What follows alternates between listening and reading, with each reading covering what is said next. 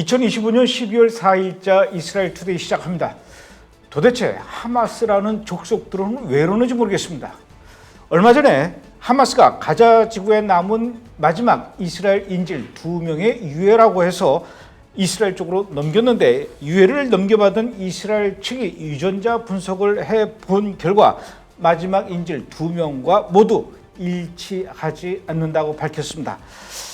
하마스가 실수로 그랬는지 아니면 알면서도 의도적으로 다른 유해를 이스라엘 인질이라고 속여서 보냈는지, 이스라엘의 유전자 분석 능력을 얕본 건지는 잘 모르겠지만, 만약에 그랬다면 요즘 세상이 어느 때인데 아직도 이런 눈속임과 장난질로 속이려 드는지 잘 모르겠습니다. 정말 손톱만치의 동정심도 보여줄 수 없고 또 도저히 용서할 수 없는, 그야말로 인간의 탈을 쓰고 어쩜 이런 짓을 할 수 있을까 싶을 정도로 바로 그런 족속들이 하마스입니다. 그걸 좀 세상이 알아야 되는데 아직까지도 그런 하마스를 옹호하는 집단, 문해층들이 우리나라에 존재하고 있다는 사실들이 너무나 서글픕니다.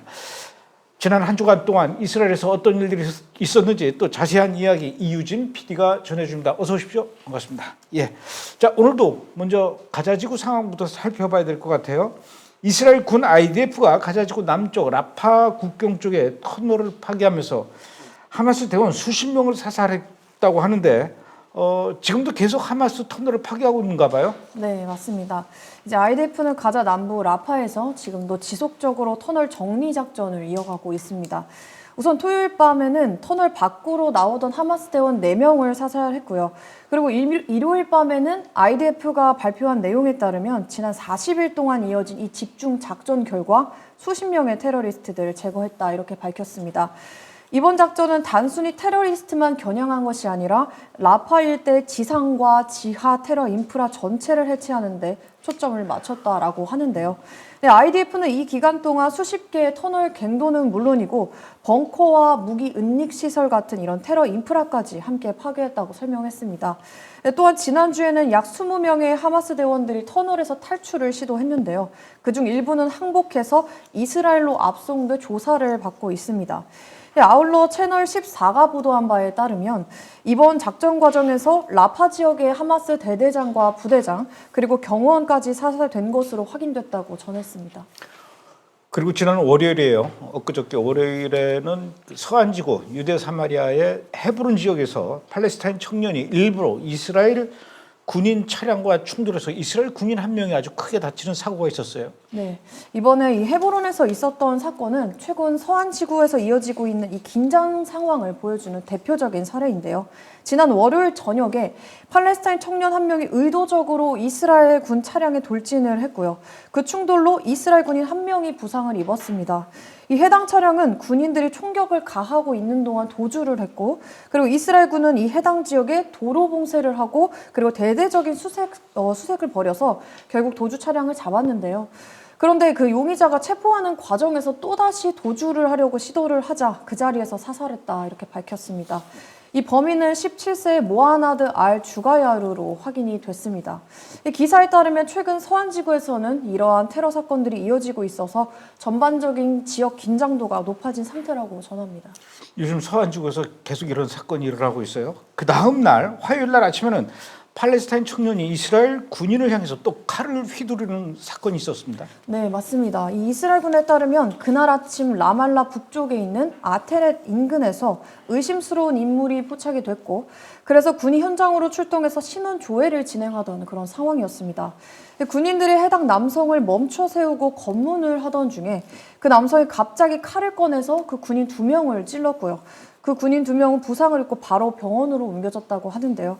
해당 남성은 현장에서 총에 맞아서 사망했습니다. 이 범인은 인근 마을인 베이트 리마 출신의 18세의 모하메드 아스마로로 확인됐습니다. 자, 이스라엘의 맨 마지막 그 밑에 있는 가자지구, 그 다음에 이제 서안지구, 이번엔 북쪽으로 가볼게요. 11월 28일 날, 지난주 금요일이에요. 이스라엘 군이 시리아의 베이트 진이라는 곳을 이제 공습을 했는데 급습이 했어요. 베이트 진, 여기가 이제 그 이스라엘과 레바논 국경 바로 위에요. 왜 여기를 급습한 겁니까? 이제 이스라엘군이 그 베이트진을 급습을 한 이유는 이 지역에 있었던 자마 알 이슬라미아 이 관련 인물들을 체포하기 위해서였습니다.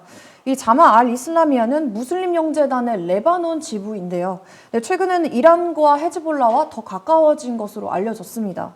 이스라엘 공영방송에 따르면 이번 작전은 처음부터 이 조직원 구성원들을 이제 표적으로 삼은 체포작전이었다 이렇게 밝혔고요. 실제로 3명이 현장에서 체포됐다고 합니다. 또한 이스라엘은 이 조직이 시리아 남부에서 테러 인력을 모집하고 있다. 그리고 이런 활동이 레바논과 맞닿은 이스라엘 북부 국경에도 영향을 준다. 이렇게 주장을 하고 있고요. 작전 중에는 교전이 벌어져서 이스라엘 병사 6명도 부상을 당했는데요. 그럼에도 이스라엘군은 목표했던 인물들을 모두 확보를 했고 그리고 현장에서 여러 무장 인원들을 사살했다. 이렇게 전했습니다. 이스라엘군 IDF는 이렇게 시리아를 향해서 공습하고 있는데 미국의 도널드 트럼프 대통령은 시리아의 발전을 칭찬하면서 이스라엘한테 시리아의 성장을 방해하지 말아라 이렇게 경고를 했다고요? 네, 맞습니다.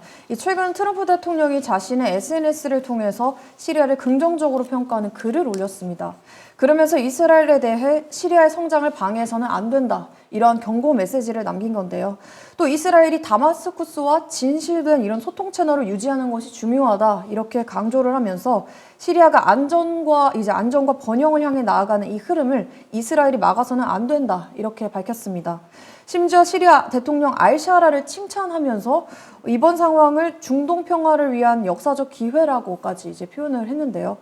하지만 트럼프의 이런 발언을 그대로 받아들이기에는 아무래도 시리아 정권의 실체를 모르는 사람도 아니고 그리고 지금도 시리아 내부에서 이 폭력과 탄압 이런 문제들이 반복되고 있다는 사실을 모르고 있을 그런 상황이 아니다 보니 이번 발언 역시 외교적 수사, 즉 이제 전략적인 메시지다 이런 주장도 나오고 있습니다. 겉으로는 시리아 잘하고 있다 이렇게 트럼프 대통령이 이야기는 하고 있지만 실질적으로는 앞으로 잘 행동해라 그리고 이스라엘과의 충돌을 피해라 이런 신호에 가깝다는 것이죠. 동시에 트럼프 자신을 대화를 통해서 중동의 평화를 만드는 지도자로 이렇게 보이게 하려는 정치적 효과도 있는 거고요. 그럼 베냐민 네타냐후 총리가 도널드 트럼프 대통령의 전화 통화를 한 이후에 뭐라고 얘기했습니까? 이제 보도에 따르면 네타냐후 총리는 시리아가 다마스쿠스에서 골란고원까지 이어지는 비무장 완충지대를 마련할 것을 기대한다 이런 입장을 밝혔습니다.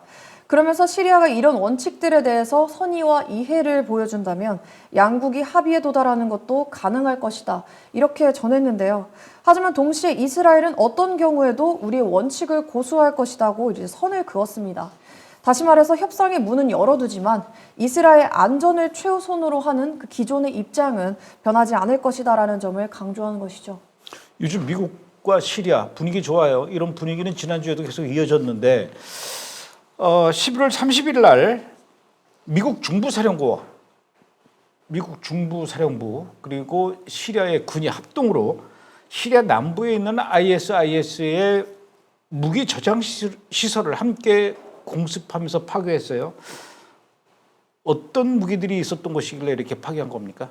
네, 그 시설들 안에는 ISIS가 테러 활동에 사용하던 군사 장비들이 대량으로 보관돼 있었습니다. 이 중부사령부 센트콤과 시리아의 공동 발표에 따르면 이번에 제거된 15곳의 저장시설에는 130개가 넘는 박격포와 로켓 외에도 돌격 소총, 기관총, 대전차 지뢰, 그리고 급조 폭발물 자재, 그리고 다량의 불법 약물 등이 포함되어 있었습니다. 즉 ISIS가 시리아 남부에서 테러 공격 능력을 유지하는 데 핵심이 되는 폭발물 탄약 중심의 군사 자산이 집중된 장소였기 때문에 그래서 미국과 시리아 양측이 이번에 이렇게 합동으로 제거를 한 겁니다. 브래드 쿠퍼 센트콤 사령관은 이번 작전은 성공적이었고 그리고 ISIS 재건을 막기 위해서 꼭 필요한 작전이었다 이렇게 말하면서 미국은 앞으로도 시리아 전역을 감시하면서 ISIS가 다시 움직이지 못하도록 지켜볼 것이다 이렇게 강조했습니다. 지난번에 시리아 대통령이 시리아 수반이죠. 미국 백악관을 방문한 이후에 이런 합동 작전이 계속 나오고 있는 것 같아요. 트럼프 얘기가 나온 김에 미국 얘기를 좀 더 해봐야 될 것 같아요. 미 하원에서는 지난 2023년 10월 7일 날 이스라엘을 기습 공격한 그 하마스 테러리스트 대원들에 대해서 미국 입국 금지 법안을 만장일치로 승인했다. 이제야 그게 승인됐나 봐요. 네, 맞습니다. 이제 미국 하원에서 아주 이례적인 결정이 나온 건데요. 하마스의 10월 7일 공격에 연루된 사람들, 다시 말해서 하마스 대원이나 그 공격을 직접적으로 지원하거나 지지한 인물들이 미국에 입국하는 것을 전면 금지하는 그런 법안이 하원에서 만장일치로 통과가 됐습니다. 이 법안은 기존 이민법을 선진화하는 방식으로 진행된 건데요. 테러에 관여한 사람들에게 비자나 난민 지위를 포함한 모든 이민 혜택을 차단하는 그런 것이 핵심입니다. 법안 이름도 2025년 하마스 테러리스트에 대한 이민 혜택 금지법 이렇게 붙였고요. 특히 이스라엘 문제를 두고 미국과 공화당 이 양당이 이렇게 한 목소리를 내는 것은 흔치 않은데요. 최근 워싱턴 분위기 속에서는 굉장히 드문 초당적 합의였다 이런 점에서 더 주목받고 있는 상황입니다. 자, 이번엔 이란 얘기를 좀 해보겠습니다.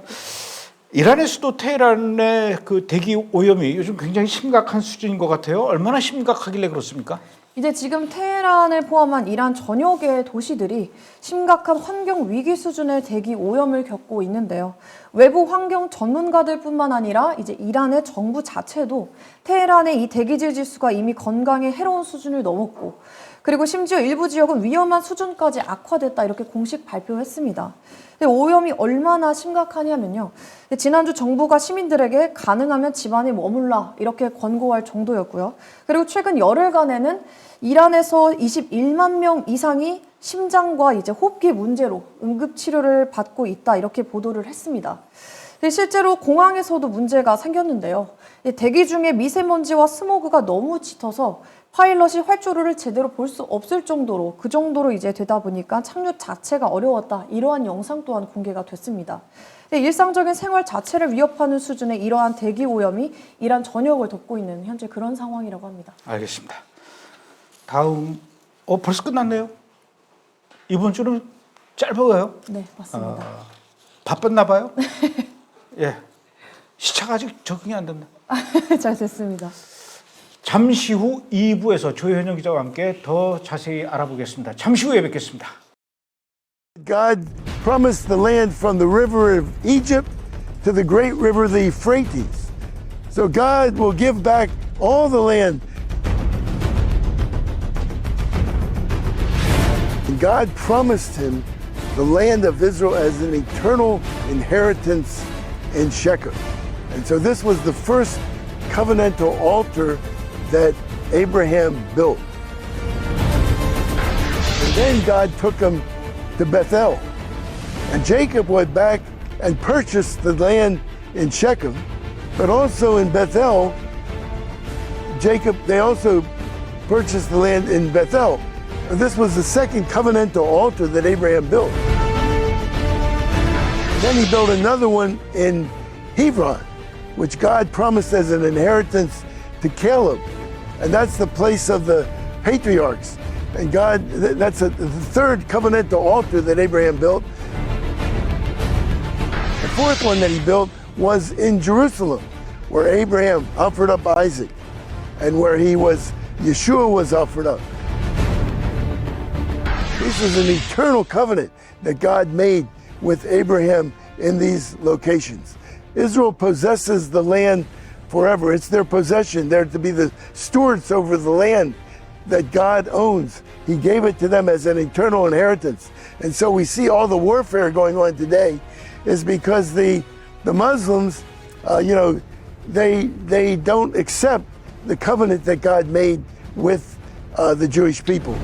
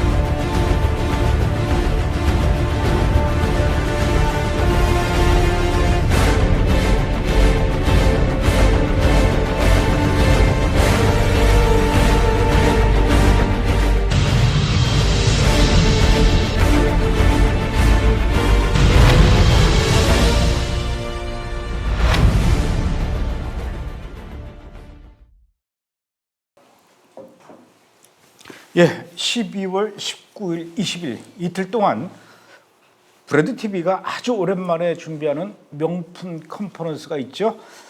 이스라엘의 탐 헤스 목사님 그리고 부인이신 케이트 사모님 같이 컨퍼런스를 진행합니다. 하나님께서는 아브라함을 통해서 유대 민족에게 이스라엘 백성들에게 약속을 하신 것들이 있습니다. 그것이 바로 온 이스라엘 땅 가자지구와 유대 사마리아 땅을 포함해서 온 이스라엘을 아브라함에게 주시겠다 약속을 하셨는데 안타깝게도 지금은 가자지구와 유대 사마리아 땅이 서한지구가 팔레스타인의 영토 아래 있죠. 과연 어떻게 이 가자지구와 유대 사마리아를 하나님께서 유대인들에게 주실 것인지 그 약속을 성취하실 것인지 그런 일들이 지금 이스라엘에서 어떻게 진행되고 있는지 이런 것들에 대해서 땅의 회복에 대한 그런 이야기들이 이번 컨퍼런스에서 진행됩니다. 아직도 신청 안 하신 분 있으면요 빨리 등록하시고요. 등록하시는 분들에게 탐헤스 목사님께서 새로 쓰신 하나님의 아브라함 언약 이 책을 여러분들에게 한 권씩 전부 다 선물로 드리려고 합니다. 이 책을 선물로 받고 저자이신 탐헤스 목사님한테 사인도 받고 뭐 그런 시간을 가졌으면 좋겠습니다. 매년 매달 날이면 날마다 하는 게 아닙니다. 아주 오래간만에 브래드 TV가 칼을 갈면서 준비한 명품 컨퍼런스입니다. 여러분들 꼭 등록해서 그날 뵀으면 좋겠습니다. 자, 2부 이번에는 조현영 기자와 함께 뉴스의 중심으로 한 발자국 더 깊게 들어가서 분석해보는 시간을 갖도록 하죠. 매덩 조현영 기자님 나오셨습니다. 안녕하십니까? 네, 안녕하십니까? 제가 매덩 조현영 기자님 그랬더니 누가 댓글로 매덩이 뭡니까 그러더라고요. 본인이 소개를 해 주시죠. 매처럼 큰 덩어리. 매력 덩어리 조현영 기자입니다. 첫 번째 분석 이슈 알아볼까요?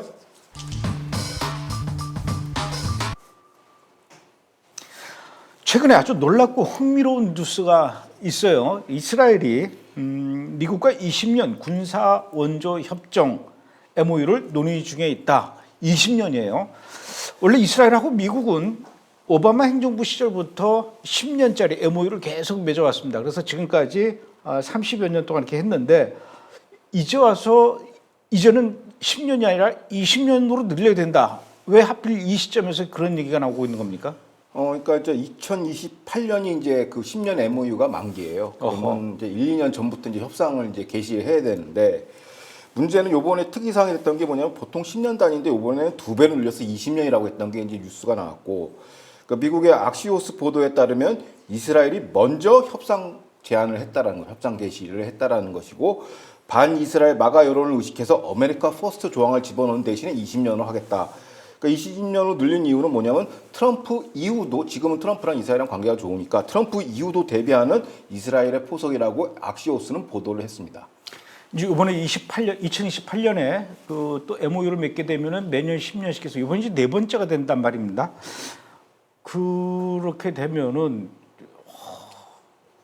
지난 세월 동안 또 그랬고 미국으로부터 계속 원조를 받아오고 있는 이런 상황에서 앞으로 또 20년 장기 MOU를 맺게 된다면 그동안 베냐민 네타냐후 총리는 이스라엘의 자주 국방을 계속 부르짖어 왔단 말이에요. 그런 측면에서 본다면 너무 이스라엘 국방을 미국에 의존하는 게 아닌가 싶은 그런 우려도 드는데 사실 그런 우려도 있긴 있죠. 예, 그렇죠. 이제 국내 여론은 별로 안 좋아요. 왜냐하면 일단 용어 자체가 군사 원조지 않습니까? 그럼 마치 일방적으로 이제 시혜를 베푸는 것처럼 미국이 그 이스라엘 받아먹는 구조다. 이렇게 하는데 사실은 그게 아니죠. 미국의 일방적인 군사 원조보다는 원조금 전체가 이제 미국 그 무기를 사는데 투입이 돼요. 규정으로 이렇게 돼 있어요. MOU의 각사 안에 조항이. 그래서 사실상 미국 방위 사업체에 대한 보조금이다. 공공근로라고 이게 보는 게 맞고. 그래서 이거에 대한 불만이 크고. 그러면 이스라엘 국내도 우리가 거지냐 말이야. 원조를 받냐. 우리가 다 그 돈으로 결국에 미국산 사는 건데 우리가 쓰는 것도 아니고. 그리고 악시오스 보도를 두고 네타냐후가 정령 반박을 했습니다. 뭐라고 했냐면 이스라엘 향후 국방 정책 방향은 정반대다. 자주국방 간다라고 강력하게 얘기를 했고 미국 지원에 의존하는 구조에서 벗어나고 자체적인 방산 생태계를 구축하겠다고 얘기를 했습니다. 그리고 이게 이런 주장이 왜 현지에서 설득력을 얻냐? 바이든 행정부 당시에 10월 7일 가자 전쟁을 치를 때 요걸로 이제 미끼로 이제 무기 지원을 선적 지원시켰단 말이에요. 그래서 안 되겠다, 이제 자주국방 해야겠다라는 게 국내 여론이 한 80-90% 됩니다. 근데 결론적으로 얘기하면 이제 군사 원조 이제 수국 관계에서 네트냐는 동반자, 전략적 파트너 관계로 가자. 이 상하가 아니라 이제 기로진 운동장을 정상화시키자라는 게 이스라엘 여론이고, 거기에 대해서 이제 네트냐후 총리가 강력하게 발언을 한 것이죠. 네타냐후 총리가 말한 것처럼 이스라엘이 일방적으로부터 미국으로부터 군사 원조를 받는 관계가 아니라 동등한 동반자적 관계로 격상시켜야 된다라고 얘기를 했는데, 동등한 관계, 뭐 말은 좋지만 그게 말처럼 쉽게 될까라는 걱정도 들고, 또 네타냐후 총리가 그렇게 얘기할 때는 뭔가 그럴 만한 근거가 있으니까 그렇게 또 자신 있게 얘기를 하는 게 아닐까 싶어요. 예. 최근에 이제 지난 6월 12일 날 이제 이란 공습을 했지 않습니까? 핵시설 폭격 그 작전에 대한 이제 사후 평가 보고서가 이제 막 나오기 시작해, 연구소에서. 근데 대표적으로 가장 빠른 순으로 얘기하면 진사라는 미 현지 연구소가 있는데, 유대계가 운영하는데 전 유럽군 사령관 미국, 그 다음에 전 DIA 국장, 그 다음에 전 중부군 사령관, 이런 전직 고위 장교단을 불러놓고서 이 작전을 딱 보여준 거예요. 그리고선 평가 한번 해주세요. 그래서 8월 달에 해서 최근에 이제 분석 자료가 나오는데 이스라엘의 정보 타격 능력은 미 동맹 중에 최고 수준이다라고 극찬을 했단 말이죠. 그리고 미국 입장에서는 원조 대비 투자 대비 수익률에서는 이스라엘 따라올 데가 없다라는 거예요. 그러니까 그 무슨 얘기냐면, 최소 비용으로 이스라엘한테 원조를 주면서 중동 전체를 완전 안정화시킨 그 효과가 있거든요. 그러니까 이런 거죠. 만약에 그러면 미국이 직접 들어가서 중동 문제를 해결한다고 하면은 이제 돈도 많이 들고 실패할 가능성이 굉장히 높은데, 이스라엘이 했기 때문에 가장 저렴한 가격으로 효과성 높게 했다, 안보 비용을 절감했다라고 하는 것이죠. 실질적으로 이라크 전쟁의 그 성적표하고 이스라엘이 12일 동안에 이제 이란 제거 성적표를 비교해 보면 답이 나오죠. 그러면서 또 그 보고서에서 뭐라 나오냐면, 이번 그 기상하는 사자 작전에서 투입된 어떤 선봉장 역할을 하고 주인공이다 할 수 있는 F-35I 이스라엘 버전입니다. 요거에 대한 평가도 굉장히 많이 나왔어요. 그러면 F-35의 I는 이스라엘의 I인가 그렇죠. 보죠? 그 아다르라고 부르고 아다르 하는데 그러니까 I 베리언트라고 얘기해요. 그러니까 F-35 스탠다드가 A, B, C형이 있는데 이제 사막형으로 이게 개조가 된 거예요. 머디파이가 된 거고, 여기에 대한 이제 평가 보고서가 나왔어요, 이제 국방부에서. 근데 이스라엘은 여타 국가와 달리 이제 이거 사막에서 써야 되기 때문에 이거 우리한테 성능 업그레이드 권한을 부여다오 해서 줬어요, 락히드 마틴이. 그래서 프로그램 다 짠 거예요. 전자장비부터 시작해서 다 짠 거예요. 그래서 그 결과 실전 전투 데이터를 펜타곤이 받아보니까 깜짝 놀란 거죠. 우리가 생각한 거 이상의 결과값이 나왔다고 해서. 그래서 어떻게 보면 현존 최강 스텔스 전투기가 F-35I인데, F-35I 좀 비행기 좀 보여주세요. 저 비행기 보기도 굉장히 멋있어요. 예, 근데 뭐 거의 비슷해요. 이제 뭐 비슷한데 이제 어떤 차이가 있냐면, 요게 이제 요번에 실전 데이터가 이제 전투 한번 치르면 실전 데이터가 쌓이잖아요. 기존의 뭐 밀리터리 전문가들은 뭐 재원 갖고 싸우는데, 이건 실전 경험을 가진 거거든요. 그러니까 없어요, 지금. 이 데이터를 보니까 예상치를 훨씬 뛰어넘었다 하면서 미국 국방부가 이 기술을 이제 이스라엘한테 전수받으려고 지금 애걸복걸하고 있다라는 것이고요. 근데 이게 무슨 얘기냐면, 그러니까 국방이나 안보나 이런 외교 전문가들은 이스라엘의 중요성을 아는데, 이 마가진형 그 무식한 반유대 세력들은 자꾸 이제 안 좋은 여론만 펼치면서 이스라엘 먼저 끊으라는 얘기를 하는 것이죠. 그 선수들은 아는데, 그러니까 전형적으로 이스라엘은 전쟁에서 승리하고 항상 여론조에서 패배하는 게 요번에도 이 군사 원조 이슈에도 또 발현이 됐다는 것이고, 그리고 네트냐후의 근거 있는 자신감은 이 현지에서 작전 수행 능력과 우리의 방산 능력이 있기 때문에 큰 소리 뻥뻥 치고 다니는 거예요. 이스라엘은요, 외국에서 무기를 들여와서 자기네 스타일로 업그레이드 하는 데는 천재적인 기술을 가진 나라가 이스라엘이에요. 이스라엘 독립전쟁 때도 체코 탱크 갖고 와가지고 자기네들이 개조해가지고 전쟁에서 승리했거든요. 이번에 그 미국에서 들여온 F-35I, 자기네들이 이제 그 이스라엘 갖고 와가지고 성능을 업그레이드했다라고 하는데, 어떤 기능을 업그레이드한 겁니까? 그러니까 일단 이 F-35의 핵심은 이제 전자장비 체제예요. 근데 그거를 갖다 프로그램 다시 깔아버린 것이죠. 그래서 그 전자 시스템 EW 시스템을 다시 새로 깔아서 여러 무기를 통합한 거예요. F-35 스탠다드는 미국산 무기밖에 못 써요. 그런데 이스라엘은 자국 그 이스라엘산 무기도 쓸 수 있게끔 이거를 열어놓은 거죠. 그거를 뭐냐면 플러그 앤 플레이라는 시스템을 도입해서 장착을 시킨 것이죠. 그러니까 미국 무기뿐 아니라 이스라엘 무기도 다 쓸 수 있고, 그 다음에 그 감독님도 잘 아시는 건 헬멧 디스플레이 시스템이 이제 엄청난 것이죠. 이게. 아, 그거 예술입니다. 그렇죠. 속도, 고도, 적위치, 타격 좌표, 실시간 투사 다 해버립니다. 그러니까 전장을 한눈에 다 보는 거예요. 그러면 이게 개별 전투기가 아니라 사실상 떠 있는 지휘소가 되는 거예요. 전투기가. 헬멧 하나에 몇 억이에요. 그리고 그걸로 이제 드론들도 지휘하는 거고, 그러니까 비행기 한 대가 뜨는 게 아니라 전체 완전 전단이 뜨는 것이죠. 그래서 그것도 있고, 그러면 이제 이런 첨단 장비, 센서, 레이더 이런 것도 훌륭하지만 기체 업그레이드 권한도 있습니다.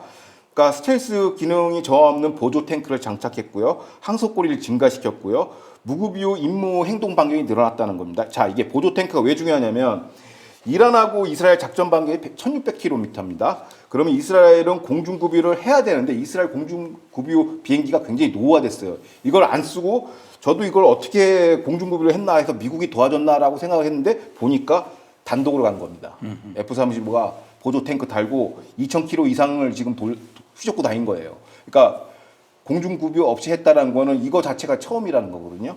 그리고 또 요번에 이 F-35I 베리언트 이스라엘 버전의 활용 점정은 바로 비스트 모드라고 합니다. 그건 뭐예요? 그 괴물 모드인데 이제 해석하면 그게 뭐냐면 저 사진 보면 아시겠지만 보통은 스텔스 때문에 무기를 바깥에다가 내놓지를 않아요. 보조 탱크를 다 이 경락고 내부 무기창 배 안에 갈라서 이렇게 더 집어넣는데 외부에다 저렇게 해놓으면 이제 스텔스 기능이 이제 마비가 돼요. 그러면 다 잡힌다라는 것이죠. 그래서 일각에서는 먼저 스텔스 모드로 들어가서 이란 방공망을 다 파괴하고 그 다음에 비스트 모드가 들어가가지고 다 이제 뭐 쑥대밭을 만들어놨다라는 분석이 있는데 최근 분석 자리는 그게 아니다. 어차피 외부 보조 연료 탱크로 가야 되기 때문에 스텔스 모드는 일정 부분 포기했다라고 해요. 그게 왜냐면 반사하는 거거든요. 페인트 이거 도료 반사인데 그럼 어떻게 그러면 이거를 스텔스 그 S300이나 S400 러시아 첨단 그 방공망을 뚫었냐 했더니 이스라엘 첨단 레이더 재민 기술로 이걸 다 뚫었다는 해석이 있는 거예요. 그러니까 비스트 모드 달고 다니면서 그냥 재미로 다 제압시키고 S300, 400을 다 부셔버렸다는 것이죠. 그래서 그런 것들이 이제 어떻게 보면 이런 분석력, 이런 이제 F-35에 대한 이제 찬양이 나온 거고, 밀리터리 사이트나 이거 들어가 보면은 그냥 현존 최강 스텔스 전투기예요, 그냥. 그래서 그런 평가가들이 굉장히 많다라는 것입니다. 그러니까 그 미국에서는 이스라엘에다가 소나타를 팔았는데 이스라엘이 소나타 사가지고 벤츠로 바꿔버린 거네요. 그렇죠. 슈퍼카로 바꿔. 슈퍼카로 바꿔. 야, 그러니까 이 제목이 지금 펜타곤을 충격에 빠뜨린, 펜타곤도 지금 충격에 빠진 거예요. 우리가 만든 전투기를 이렇게 업그레이드 시킬 수가 있단 말인가? 현존하는 세계 최강의 전투기, 그것을 이스라엘이 만들었다. 야, 그렇군요. F-35I. 그런데 전투기 자체 성능도 물론 중요하겠지만 그 전투기를 잘 유지하고 보수하고 운영하는 거, 이것도 중요하지 않습니까? 그러니까 F-35의 기존의 이제 그 밀리터리 전문가들이 이제 비판하는 게 뭐냐면 가격은 겁내 비싸고 그 다음에 한 번 이거 운영할 때마다 그 고장이 많다라는 거예요. 그러니까 이 유지 보수 관리비에 그 돈이 엄청 많이 들어간다. 그래서 감독님이 말씀하신 것처럼 그 고급 스포츠카들 한 번 쏘고 그냥 또 그 관리 유지비가 많이 나오지 않습니까? 또 고쳐야 되고 막 소모품 갈아야 되고. 그래서 손이 많이 간다라는 거예요. 그래서 미국의 ALIS 자동화 정비 시스템이 있는데 이게 굉장히 느리다는 거예요. 부품 주문하면 하세월 걸리고. 그런데 이스라엘은 독자적으로 정비 체계를 구축하고 부품 수급 체계도 공급망을 마련을 했어요. 그래서 이게 뭘 의미가 하느냐? 이게 왜 이게 서비스 타임이라고 그러는데 전투기를 출격시켜 놓고 뭐 1시간 돌고 막 뭐 한 달 정도 쉬면 안 되잖아요. 의미가 없지 않습니까? 그래서 그걸 가동률이라고 얘기하는데 F-35I는 평균 1일당 수십 소티, 그러니까 출격 횟수를 얘기합니다. 소티는 그걸 수십 번 이제 출격을 시켰다라는 거예요. 그러면은 10일간 전쟁했으니까 최소 120번에서 600번 이상 출격을 한 겁니다. 전투기당 기당. 그러니까 이제 평균 가동률이 스탠다드 버전이죠. 일반 미국이 만든 ABC형 35 가동률 55%, 이스라엘의 가동률은 91%입니다. 와. 두 배수예요. 두 배수, 거의 두 배수. 그러니까 이게 현존 최강 스텔스라는 게 나오는 거죠. 그러니까 이게 자체 부품 수급도 하고 이런 게 있기 때문에, 그러니까 이스라엘은, 그러니까 미국은 그냥 껍데기 주고 이스라엘이 그냥 다 사실상 만들어 준 거예요, 그냥. 왜냐하면 요즘 현대 전투기는 레이더랑 이 전자장비의 기술이 굉장히 중요하거든요. 이걸 다 업그레이드 시켜버렸으니 뭐 그냥 어떻게 보면은 미국 입장에서는 그냥 공짜로 그냥 그러니까 껍데기 줬는데 완전 말씀하신 것처럼 고급차로 바꿔주는 경우니까. 그래서 이런 것도 이제 확실하게 차이가 있다. 그래서 이게 세계 최초라고 합니다. 가장 높은 가동률이라고 설명하고 있습니다. 게다가 또 이스라엘 전투기는 실전 경험을 다 했지 않습니까? 가장 가까운 그 하마스 가자지구도 출격을 하고 또 멀리 후티 반군 쪽, 또 이란 쪽 장거리까지도 다 경험한 그렇죠. 실전 경험을 쌓은 그런 전투기이기 때문에 더 성능을 우수성을 평가받은 그런 기회가 갖게 된 거예요. 그런 측면에서 본다면은 전 세계도 이스라엘의 이 전투기에 굉장히 관심을 많이 가지면서 이스라엘의 방산 산업 매출 엄청나게 늘어날 것 같아요. 안 그래도 이제 스프리라고 이제 스톡홀름 국제평화연구소에서 전 세계 이제 방위산업 시장을 이제 분석한 자료가 나오는데 이스라엘이 방산 기업은 세계 8위로 지금 등재가 돼 있습니다. 이스라엘이 방산 수출이. 그러니까 이스라엘 방산 수출의 이제 3대장이라고 부르는 이제 LB 시스템, 그다음에 이스라엘 항공 우주 산업 IAI, 그다음에 라파엘 이 3사가 있는데 먼저 LB 시스템 같은 경우는 방산 매출이 62.8억 달러로 전 세계 전년 대비 25위겠고, 그 다음에 방산 매출은 12.6% 증가해서 31위. 그 다음에 라파엘 같은 경우는 이제 상위권 34위에 있고, 3대 총합을 했을 때 162억 원 수출을 했답니다. 2억 달러를 수출했답니다. 전년 대비 16% 증가했죠. 그러니까 엄청나게 이제 방산 대국으로 나왔고, 여기는 이제 우리나라는 재래식 무기를 많이 파는데 여기는 첨단 장비, MB 장비, 그 소프트웨어 이런 거 위주로 팔아서 이 정도 매출을 했다는 건 엄청난 것이죠. 그 미사일 방공망 같은 거 어떤 게 어떻게 보면 이스라엘 특화된 그 방산 제품인데, 그 최근에 뭐 유럽이나 이런 데서 막 뭐 반유대 많이 하고 BDS 하고 미국 보이콧 이스라엘 제품 보이콧하고 하지 않습니까? 그런데 언더 더 테이블에서는 다 전부 다 이스라엘 첨단 무기를 구매한다는 것이죠. 우리나라는 자동차를 많이 수출하지 않습니까? 이스라엘은 자동차 공장이 없어요. 자동차를 안 만들어요, 이스라엘은. 그러니까 우리나라가 자동차를 만 대를 외국에 파는 것보다도 이스라엘은 차라리 우리는 자동차 만들어서 파는 것보다도 전투기 하나 만들어서 파는 게 더 낫다라고 생각을 하는 것 같아요. 그렇죠. 하여튼 부럽습니다. 부러우면서도 또 자랑스럽기도 하고. 그렇죠. 자, 두 번째 분석 이슈 또 알아보도록 하죠. 예. 인도에게 이스라엘이 필요한 5가지 이유. 자, 이스라엘의 안보 싱크탱크 연구소 베사 연구소라는 데가 있어요. 베사 연구소.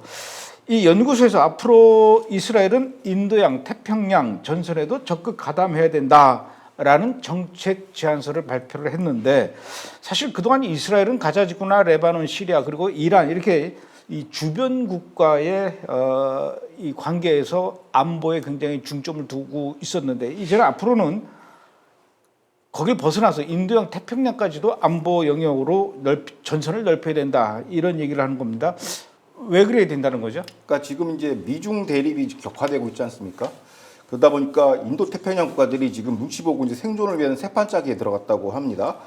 그래서 이스라엘과 영내 국가의 새로운 도전과 기회를 제공하고 있고, 더 이상 이제 이스라엘 같이 이건 남의 나라 얘기가 아니라 우리한테는 연관된 얘기다라고 해서 지정학자 핫스팟에 우리도 개입을 해야 된다라는 그 전문 싱크탱크가 보고서가 나왔죠. 그러니까 인도 태평양의 핵심 두 축이 이제 일본하고 인도인데 이들과 이스라엘 협력이 절실하다라는 이제 그 서문 자료를 얘기했습니다. 이스라엘은 뭐 지금 하마스하고도 이제 어느 정도 좀 마무리가 돼가고 있고, 또 이란하고 전쟁도 굉장히 걱정을 많이 했는데 일방적으로 이제 승리를 했어요. 이런 측면에서 어느 정도 안보를 확보했다라고 이렇게 봐도 되는데, 그렇다면 이제 이스라엘의 안보 위협 인식론에도 뭔가 변화가 있어야 되는 게 아닌가, 이런 생각들을 하고 있어요. 어떻습니까? 실제로 그런 분위기입니까? 그러니까 이런 보고서 나왔다라는 건 이제 정부가 어떤 정책을 추진하기 전에 이제 사전에 이게 띄우는 작업이거든요. 그래서 그 흐름은 분명히 보이고요. 그러니까 이게 어떤 거냐면 영내 분쟁이 특정 지역, 중동에서 끝나는 게 아니라 이게 스필오버 효과가 있어요. 그러니까 뭐냐면 중동에서 전쟁을 하는데 전 세계 공급망 사슬이 다 엉망이 되고, 에너지 시장이 출렁거리고, 기술 생태계 시장이 출렁거리고, 강대국 국제 정치까지 여러 분야에서 이제 영향을 미친단 말이에요. 그리고 촘촘하게 연결돼 있기 때문에 그래요. 그래서 중동에 나왔던 이게 이제 동아시아 다 전 세계에 영향을 미치는 것이죠. 그래서 인태 국가들, 그러니까 인도 태평양 국가들은 이스라엘 이란 전쟁이 새로운 전쟁 양상으로 바뀌었다고 하는 거예요. 왜냐하면 과거처럼 이제 무슨 전투기 뭐 이런 재래 전력이 아니라 드론전, 미사일, 사이버전, 전력 거점에 이런 게 불안감이 발생해요. 근데 이스라엘이 대신 이란과 전쟁, 칠면 전쟁을 치면서 미래 전쟁은 이런 것이야라고 교보제를 딱 보여준 것이죠. 그래서 이게 근데 인태 국가들한테 어떤 위협이냐? 중국이 어떠냐면 러우 전쟁을 통해서 전쟁을 연구해요. 아, 저런 전술을 쓰는구나. 이거를 인태 국가들한테 동남아시아 여기다 써야겠다. 대만에다 써야겠다 하고, 또 이란이 또 그 시아파 초승달 배틀로 이스라엘 공격하지 않습니까? 이 전술도 다 보고 배우고 있어요. 그래서 그거를 배워가지고 누구한테 써먹냐? 대만이나 동아시아 국가한테 써야겠다. 이걸 중국이 하는 거거든요. 근데 이거에 대한 해법을 이스라엘이 제시를 한 거죠. 야, 우리 칠면 전쟁 이렇게 부셔버렸어 하면서. 그래서 인태 국가들이 이스라엘을 지금 쳐다보고 있는 거예요. 근데 여기에 이스라엘도 협조를 해야 된다는 게 보고서의 핵심 내용입니다. 뭐 실제로 지난 2년 동안 이스라엘이 치렀던 그 전쟁은 정말 현대 전쟁사에서 전례를 찾아볼 수 없을 만큼 동시에 7개의 전쟁을 치른 거 아닙니까? 그런 걸로 봐서는 진짜 여러 가지 안보 위협을 느끼고 있는 많은 나라들은 이스라엘의 이번 전쟁을 보면서 많은 것들을 이제 노하우 이런 것들을 배워야 될 것 같은데, 그런 거에서 가장 또 목말라 하는 나라가 중국 말고 또 있죠. 어디? 인도. 그렇죠. 어허. 근데 왜 인도냐면 인도가 처해 있는 안보 위협이 이스라엘이랑 비슷해요. 그러니까 파키스탄 테러가, 그러니까 파키스탄이 자기네는 안 했다고 그래요. 왜냐하면 파키스탄이 그 테러 대리 세력을 써서 쓰는 공작을 그대로 하고 있습니다. 이란한테 배워서. 중국도 지원하는 테러 세력이 있어요. 그러니까 프락시 테러 월페어를 여기서 현지에서 보내고 있으니까 이 공통의 적을 지금 맞이하고 있는 거죠. 그래서 인도가 이스라엘의 전술 교류에 가장 이제 목말라 하고 있고, 실제로 가장 많은 그 어떤 그 방산 협력을 하고 있어요. 이스라엘이랑 인도하고. 그러니까 그 대리 세력과 그 전술을 그대로 받아서 하니까 이스라엘한테 그걸 전수 받아서 역으로 이제 중국이랑 파키스탄한테 써는 것이죠, 인도가. 그러니까 이런 게 중요하고, 또 기술 호환성이라는 게 있는데, 그게 뭐냐면 이스라엘은 말씀하신 것처럼 첨단 센서, 미사일 방어, 조기 경보 이런 첨단 장비가 하고, 이거를 대량 생산할 수 있는 시스템은 인도가 구체했어요. 기술력과 생산 시스템을 결합하면은 이걸로 이제 인도 태평양 전역에 이제 전파할 수가 있다. 그리고 중국의 핵심 위협 축이 두 개, 하나는 군사 위협도 있지만 또 하나가 공군만 사설이거든요. 중국이 다 공군만 사설을 오염시키고 장악했고, 여기서 이제 각종 정보를 빼오는데, 야, 이제 인도랑 이스라엘이 독자적인 공군만 사설 서플라이 체인을 만들자. 그러면서 중국과 디커플링 하자. 이 작업을 해야 된다라는 게 어떻게 보면 이스라엘 현지에서 나오고 인도 현지에서 나오고 있어요. 그러면 그것만 있느냐? 에너지 경제 그 지정학 그쪽 관점에서 회랑 안보가 있는데, 감독님도 잘 아시겠지만 이제 아이맥이라고 인도, 중동, 유럽을 연결하는 그 회랑 있지 않습니까? IMEC. 그 IMEC요. 그게 있는데 거기서 또 핵심 거점국이 이스라엘이니까 인도랑 당연히 협조를 해야 되고. 근데 반면 중국은 파키스탄하고 BRI 그 1대1로 과다르항을 개발해가지고 또 그들만의 또 루트를 만들고 있어요. 요거를 분쇄하자라는 것이죠. 그러니까 경제회랑은 경제회랑으로 붙고, 안보적으로 붙고, 뭐 이런 구도를 이제 짜는 게 이제 보고서의 핵심이고, 중동과 아시아를 연결하는 인도 이스라엘 협력으로 이제 중국 파키스탄 그 경제회랑을 부셔버리자가 핵심이고, 또 양국의 공통점이 뭐냐면 똑같이 대테러 국가 결속력이 있어요. 그게 무슨 얘기냐면, 이스라엘은 10월 7일 학살 이후 국민들의 어떤 단합도나 총화가 완전 바뀌었어요. 17 사태 전과 후가. 이제 반테러에 대해서는 거의 뭐 90%예요. 뭐 팔레스타인 입국 해법 나오면 이제 돌 맞아요, 이스라엘에서는. 그런 것처럼 여기서도 인도도 마찬가지. 인도도 신도르 작전 이후, 그러니까 파키스탄발 테러를 한번 경험하고서 그들의 이제 10월 7일 학살 같은 그 각성이 일어났거든요. 그러다 보니까 국민적 정서가 굉장히 강하다. 그래서 그런 공통의 목표, 공통의 적이 있기 때문에 이건 반드시 이제 결합이 돼야 되는 조합이다라고 이제 현지에서는 얘기하고 있습니다. 그러니까 조금 전에도 말씀하셨던 것처럼 이스라엘의 F-35I 그 최강의 스텔스 전투기를 보유하고 있는 나라 이스라엘. 거기다가 우리는 그냥 뭐 로켓이나 미사일 날아오는 거를 방어하는 아이언돔만 생각을 했는데 요즘은 레이저빔까지 개발을 해가지고 자관 전쟁 무기로서는 공습과 방어 모든 면에서 최강의 무기를 갖고 있는 나라가 이스라엘이니까 이스라엘하고 친하게 지내는 게 좋아요. 그렇죠. 이스라엘 입장에서도 또 인도하고 친하게 지내는 것도 또 여러 가지 의미가 있고 중요한 것 같고 그렇지 않습니까? 그렇죠. 그래서 이제 중동에서 이제 순위파 국가들이 그 중동 이제 순위파 국가들을 이제 중국이 이제 접근해가지고 공급망 사설이나 산업 기술 제공한다면서 그들의 비밀을 다 빼갑니다. 그러면서 그 영향력이 지금 중동에서도 이제 중국 영향이 엄청난데 이거에 대한 대응을 해야 돼요. 이스라엘이 혼자 하기는 힘드니까 그걸 인도랑 같이 하는 거죠. 무슨 얘기냐?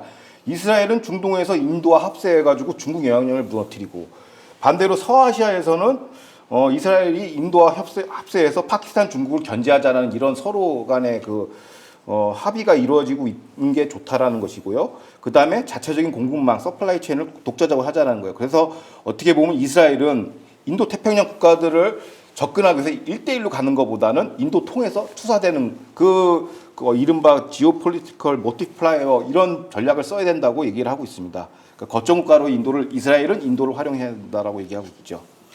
이스라엘 인구가 970만 명 정도 돼요. 뭐 지금은 한 1000만 명 넘었다라는 얘기도 있는데 뭐 넉넉하게 해서 1000만 명이라고 하더라도 1000만 명 인구를 가진 이스라엘이 14억 7천만 명의 인도 대국가죠. 야, 이거 어깨 나란히 한다라는 거예요. 이거 쉬운 일이 아닌데 그렇죠. 하여튼 그런 면에서 이스라엘은 보통 나라가 아니에요. 자, 이런 부분도 또 우리가 살펴봐야 될 것 같아요. 그 인도를 대하는 미국의 트럼프 정부, 지금 미국이 트럼프 정부가 인도를 향해서 그 대미 수출 관세 50%를 매겼어요. 그런 측면에서 인도도 언제까지나 미국만 바라보고 있을 수도 없고, 그러니까 인도도 또 역시 이스라엘하고 또 가깝게 지내려고 하는 것이고 그런 거 아니겠습니까? 그러니까 이제 트럼프 2.0, 그러니까 트럼프 2기의 핵심은 뭐냐면 그 과거에 어떻게 보면 미국 1국 체제였지 않습니까? 모든 동맹 다 지원하고 미국이 다 힘든 거 다 하고 돈 다 대고 했는데 그거 안 하겠다는 거죠. 그래서 트럼프 2.0은 이제 관세 주도 대외 정책, 그다음에 양자 거래적 성향, 거래 천재니까 거래하고 예측 불가성이 너무 높아요. 안보 정책이. 이스라엘 같은 경우 네트냐하고 친하니까 이게 어느 정도 각이 나오는데 다른 나라는 그 다음날 무슨 일을 할지 몰라. 그렇기 때문에 어떻게 보면 미국이 지금 세계 질서를 재조정하면서 동맹도 구조조정하고 있다라고 보이는 거예요. 그렇다 보면 인도 태평양 국가들은 이제 약간 좀 불안해 좀 떨죠. 옛날에 미국이 다 해줬는데 이제 우리도 해야 돼. 막 이러니까 미국 의존 안보에서 탈피하려고 하고 있습니다. 그러다 보니까 이제 인도 같은 국가는 미국만, 감독님 말씀하신 건 미국만 바라보는 게 아니라 야, 우리끼리 한번 이거 뭔가 이거 네트워크를 짜보자 해서 이제 이스라엘과 협력해서 네트워크를 짜는 거죠. 그런데 이게 뭐 다극 체제나 이런 건 아닙니다. 여전히 미국이 주도하지만 그 어떻게 보면 업무 분담을 이제 더 그 주변국들이 많이 가져가는 것이죠. 그 요걸 브릭스로 해석하면 그건 틀린 얘기고 본질적으로 다른 얘기다. 그러다 보니까 이스라엘이 전면적으로 개입을 해줘야 인도 태평양 전선에 개입을 해줘야 미국의 그 짐을 덜어줄 수 있고 그다음에 인도 태평양 국가들의 그 번영과 안보가 결속이 된다라는 게 보고서의 내용입니다. 그런가 하면 요즘은 또 이 일본이 많이 떠오르고 있어요. 그런 측면에서 본다면 이스라엘이 일본도 역시 무시할 수 없는 인도 태평양 안정화의 핵심 축이라고 볼 수가 있죠. 그러니까 최근에 이제 일본이 방위비를 2배수로 증가했어요. 그러니까 평화 그 기조, 패시브 기조에서 이제는 우리도 본격적으로 보통 국가를 한다 하면서 장거리 미사일 도입도 얘기하고 무기 수출도 제한을 다 풀어버렸어요. 특히 토마호크 미사일 도입하고 장거리 미사일 추진해야 되고 그 다음에 적 기지 공격 능력을 확보해야 됩니다. 그러니까 완전히 이제 우리는 무장하겠다라는 건데 이런 배경에 대해서 뭐 이스라엘에서도 그렇고 여러 전문가들은 그렇습니다. 이제 한국 정부가 이제 반중 1타인데 반중 전선의 최전선인데 약간 좀 노선이 왔다 갔다 하니까 한국이 약화되니까 이제 일본이 부상한다 그 반대급부를 설명하는 사람도 있는데 어찌됐든 일본이 지금 무장하는 건 이제 기정사실이에요. 이건 못 말립니다. 그런데 그럼 지금 미사일도 개발하고 방공망 시스템 하려면 첨단 장비가 필요하죠. 그리고 대표적으로 이제 이스라엘의 F-35I 버전을 써야 됩니다. 그게 왜 중요하냐면 지금 오키나와에서 대만까지가 650km거든요. 근데 F-35I가 작전 반경이 2,000km입니다. 그러니까 요거 수출하면은 대만은 이제 오키나와에서 보호가 되는 것이죠. 그래서 일본이 필요한 무기가 이스라엘이 다 갖고 있거든요. 그래서 이제 협력이 가능하다는 거예요. 그 일본 같은 경우는 이제 옛날에 패시브한 이제 그런 평화헌법이 아니라 이제는 일어서겠다라는 거죠. 그리고 또 동남아에서 일본에 대한 신뢰도가 높아요. 동남아 국가들은 미국을 많이 의존했는데 미국이 이제 손을 잠깐씩 털면서 너네들이 자급자족해 하니까 이제 일본을 그 다음 파트너로 보고 있고, 그럼 이스라엘은 일본이랑 결합돼서 영내에서 강력한 안보 정책을 추진할 수 있는 것이죠. 그래서 두 번, 그리고 일본의 세계적 제조업 기반이 있고, 그 다음에 이스라엘 첨단 기술을 결합해서 기술 패권에 또 도전할 수도 있습니다. 그러니까 중국을 배제한 이스라엘, 일본만의 또 서플라이 체인을 또 구성할 수 있는 것이죠. 그런가 하면은 지금 최근에 이스라엘 군인들 중에서 중령급 이상 간부들이죠. 중령급 이상들에게 중국산 전기 자동차들을 이렇게 나눠줬나 봐요. 근데 그 중국산 전기 자동차 700대를 전부 다 회수한다. 다 뺏어버렸어요. 그 이유가 이 중국산 전기 자동차에 달려있는 이 블랙박스라든가 또는 자동차 안에 달려있는 여러 가지 이 센서들 이런 것들이 이 중령급 이상 된 이스라엘 장교들이 타고 다니는 이 자동차라면은 분명히 군부대 안에도 들어갈 거고 중요한 장소도 많이 갈 텐데 이 정보를 다 흡수해서 그리고 차 안에서 나누는 전화 통화하는 거라든가 이런 거 다 도청해가지고 중국으로 다 넘어가는 것 같아요. 그거를 이번에 이제 이스라엘 군 당국이 알고 다 압수한다, 회수한다 그랬던 것 같아요. 이런 얘기를 들어보면 지금 중국이 이스라엘을 대상으로 하는 것뿐만 아니라 전기 자동차를 수출하는 전 세계 모든 나라를 향해서 그야말로 이 총성 없는 전쟁, 첩보 전쟁을 벌이는 게 아닌가 싶은 그런 생각이 드는데, 뭐 당연히 이스라엘도 그런 것들이 포함되고요. 그렇다면은 이스라엘 입장에서도 중국보다도 인도나 일본이나 우리나라하고 이렇게 이 동남아시아 국가들하고도 긴밀하게 협력하고 협조하는 게 굉장히 자기들한테도 이스라엘한테도 필요할 것 같아요. 이게 모든 원인이 이제 중국 때문에 그러는데, 중국이 이제 초한전이라고 unrestricted warfare라는 걸 전개하고 있습니다. 이건 뭐냐면 보이지 않는 전쟁, 감독님이 말씀하신 것처럼 총성이 울리지 않는 대신에 금융, 미디어, 정치, 첨단 기술, 문화, 인터넷 공간에서 전장이 되는 거예요. 그러니까 모든 게 전쟁의 도구가 되는 것이죠. 이게 무제한 전쟁이라고 하는데, 이걸 이제 인태 지역, 그 인도 태평양 지역에서도 하고 중동에서 하고 전 세계에서 펼치고 있고 미국 안에서도 하고 있고. 그러면 중국을 그 공급망 사슬에서 이제 띄어내야 된단 말이에요. 그럼 어떻게 하냐? 그러면 이스라엘은 어떻게 되냐? 이스라엘은 첨단 기술력을 갖고 있으니까 인도, 일본, 대한민국, 호주와 결합해가지고 대중국 대체 견제할 수 있는 독자적인 서플라이 체인을 구축을 해야 돼요. 근데 여기서 이걸 하려면 하게 되면 어떤 효과가 있냐? 핵심 기술 보호. 중국이 이제 왜 이렇게 발전했냐? 남의 기술 그냥 자기 것처럼 이제 다 기술 탈취를 하죠. IP 탈취를. 근데 그거 못하게 우리들만의 그 기술 보호를 하고 또 신뢰 기반한 제조 생태가 같이 해야 되죠. 그러려면은 여기 한국도, 왜냐하면 동아시아가 이제 제조 강국이고 이스라엘은 첨단 장비 강국이 결합이 돼서 새로운 이제 아까 얘기했던 일본 같은 기술 패권을 만들려면은 그 독자적인 그 서플라이 체인을 만들자라는 게 지금 수면 아래서는 이제 활발하게 전개되고 있는 걸로 알려져 있습니다. 이게요, 이스라엘에 있는 그 중국산 전기 자동차뿐만이 아니라 우리나라에도 그런 얘기 많지 않습니까? 로봇 청소기 저 우리나라 가정에 돌아다니는 거 이 전부 다 중국으로 간다 그러잖아요. 정보가 프린터기 뭐 다죠. 프린터기까지 또 지금 쿠팡도 지금 뭐 개인 정보 다 중국으로 넘어갔죠. 중국이 내 핸드폰 번호하고 이름하고 이걸 다 알고 있을 거 아니에요. 넘어가서 나도 이 쿠팡으로 물건 몇 개 산 적이 있었는데 중국이 나를 이렇게 또 열받게 하죠. 아니 이게 염탐하고 있다라는 사실, 그만큼 난 또 중국한테는 의미 있는 사람인 것 같아요. 예, 그런 측면에서 이렇게 본다면은 이스라엘은 앞으로 인도 태평양 이 안보 문제에 대해서도 먼 나라라고 해서 이렇게 강 건너 불구경하듯이 팔짱 끼고 그냥 보고만 있어서는 안 될 것 같아요. 예, 그렇죠. 이제 그러면 앞으로 그럼 이스라엘이 어떻게 접근을 해야 되냐? 뭐 트럼프 대통령처럼 양자 협정으로 이렇게 산발적으로 국가들하고 협력을 하는 거냐? 그렇게 하면 안 되고 이제 3자 체제로 이제 시스템틱하게 자연스럽게 융합이 돼야 된다는 거예요. 그 대표적인 첫 번째 그 3자 협력 체제가 뭐냐면 이스라엘, 인도, 일본 이 3국이 이제 핵심 국가라고 생각하고 이렇게 결합을 해야 된다는 것이죠.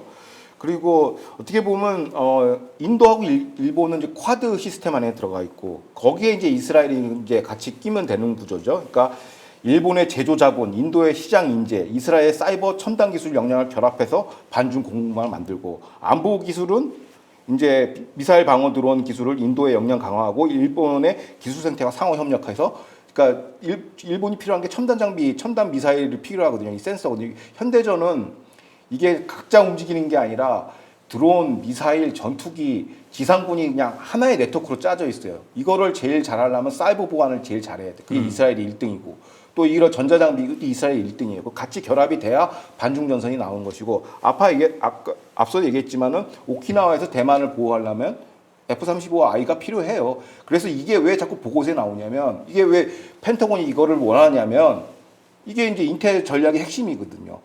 대만을 어떻게 방어할 것이냐. 근데 F-35 스탠다드형은 이미 소문이 다 났어요. 뭐 돈도 많이 들고 유지 보수가 안 된다. 그래가지고 맨날 수호이랑 중국산이 더 낫다 뭐 이런 식으로 얘기가 있었는데 F-35I가 나오면서 이제 시장을 완전 장악을 해버린 것이죠. 그러면 이제 대만 이게 억지력이에요. 이게 오키나와에서 이스라엘 버전의 F-35가 있으면 과연 대만을 때릴 수 있을까? 이게 엄청난 억지력이죠. 그 기술 하나로.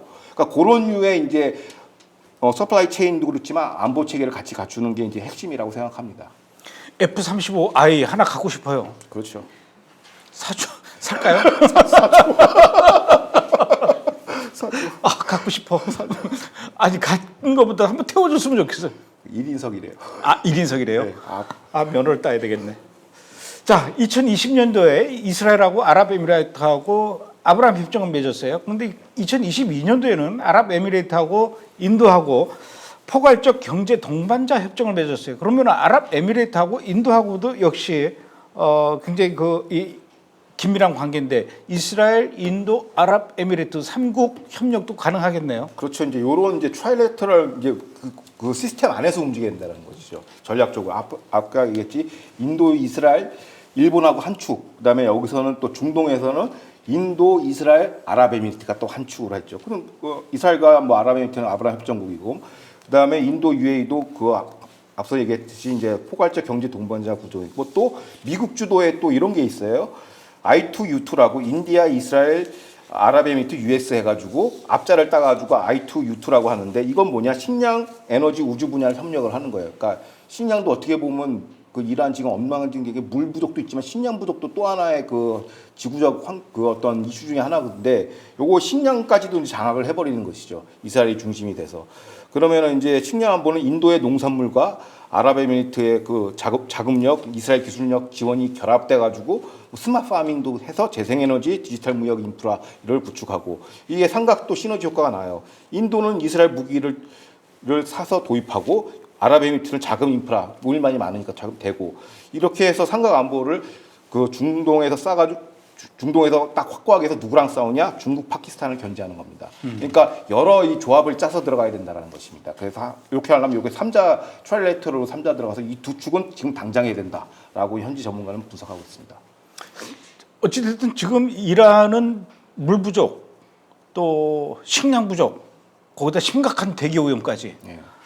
야, 이스라엘은 물도 많고 식량도 많고 대기는요 지중해에서 불어오는 바람으로 얼마나 예루살렘의 하늘과 텔아비브의 하늘이 아름다운지. 그렇죠. 그나저나 F-35I는 얼마나 할까요 가격이? 뭐 6천억인가? 6천억? 예, 그렇게 알고 있어요. 근데 뭐 아이는 얼마든지 부르는 게 가격이 부르는 게 값이겠죠. 풀옵션. 6천억. 6천억 달러입니까? 6천억 원입니까? 확실히 확인 안 해봤어요. 아, 그래요? 워낙 액수가 상상 가능한 액수가 아니라서. 적금을 깨도 안 될 것 같은데 예 포기하겠습니다. 오늘은 여기까지 하죠. 예, 그럼 수고하셨습니다. 고맙습니다. 다음 주에 예, 뵙겠습니다. 예. 수고하셨습니다.